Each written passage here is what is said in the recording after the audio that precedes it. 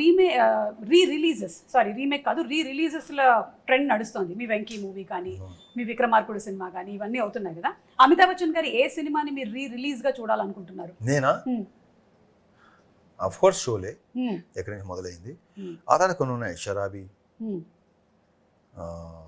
షహన్షా కాదు ఓకే, షరాబీ నాకు one of my favourite film అది. అంటే ఎక్కువ సార్లు చూసిన సినిమా సత్య పే సత్తా, ఇలాంటి సినిమాలన్నీ. ఓకే, కవి కవి re release. But I don't know, మనకి ఆ ట్రెండ్ మనకి ఎక్కడ లేదు, మనమే స్టార్ట్ అయింది, మన ఎక్కడ లేదు ఇది. అంటే నాకు అనిపిస్తుంది రవితేజ గారు మన ప్రేక్షకులు కూడా చాలా అసలు అద్భుతం. మన ప్రేక్షకులు దేవుళ్ళు నిజంగా దేవుళ్ళతో వాళ్ళ ఇది ఆ ట్రెండ్ మనకే ఉంది, ఎక్కడ లేదు. తమిళ్లో స్టార్ట్ అయినట్టుంది అనుకుంటున్నాను నేను, తమిళ్లో కూడా. బట్ తెలుగులో స్టార్ట్ అయింది, తెలుగులో ఐ డోంట్ నో మిగతా వాళ్ళు ఎలా ఉంటుందో తెలియదు నాకు. I'm not sure. ఈ పిచ్ ఉండదని ఎవరికి. What he's saying is absolutely right. Like we enjoy films so much. That's why whoever comes into the industry, we welcome them with an open heart and alage abhimanam చూపిస్తూ ఉంటాం అన్నమాట. And cinemas are re-released. Do you have that there in Bombay? No way. And we celebrate it. It's like some festival has come. And then morning 6:30 show.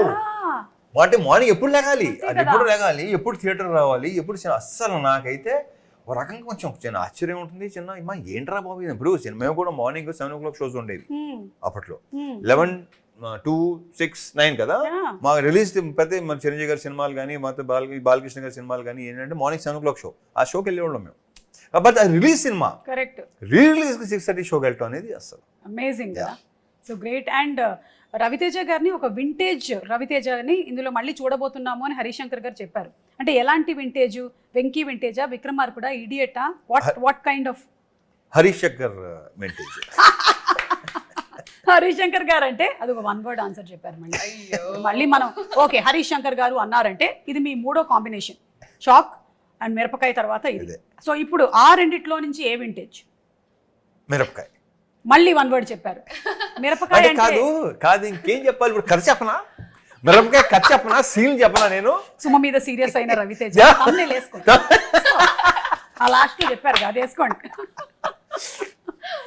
So అంటే రవితేజ గారు అంటే energy లేకుండా ఒకవేళ మనం ఏదైనా బాధల్లో సినిమాకి వెళ్ళినా సరే మిమ్మల్ని మీ ఎనర్జీని చూసి ఎంతో మంది మోటివేట్ అయ్యి ఇన్స్పైర్ అయిన వాళ్ళం ఉన్నాం.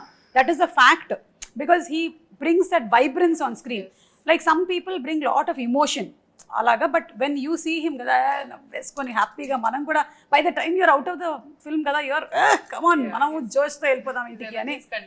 అదే కైండ్ ఆఫ్ థింగ్ ఈ మిస్టర్ బచ్చన్ లో మనకి కనిపిస్తోంది in the trailers and in all the songs also. Songs అన్ని ఇంకో సాంగ్ ఉందా? అదే ఏదో నల్లంచు చీర, అది తెలిసింది నాకు. అలా ఉంటుంది మరి. మీరిద్దరూ అనుకుని ఈ కాంబినేషన్ కాస్ట్యూమ్ వేసుకున్నారా? కలర్స్ కొంచెం మ్యాచ్ అయ్యాయి. ఫోన్ భాగ్యశ్రీ వేసుకుంటున్నా. హలో భాగ్యశ్రీ, ఓ అవునా ఈ కలర్ లైట్ బ్లూ. ఇదేంటి చెప్పనా గట్టిగా చెప్పాలంటే ఒకటి తీసుకున్నాను, వచ్చేమంటే అప్పుడు ఇంకోటి మార్చుకొచ్చాను. అది you are a spontaneous person.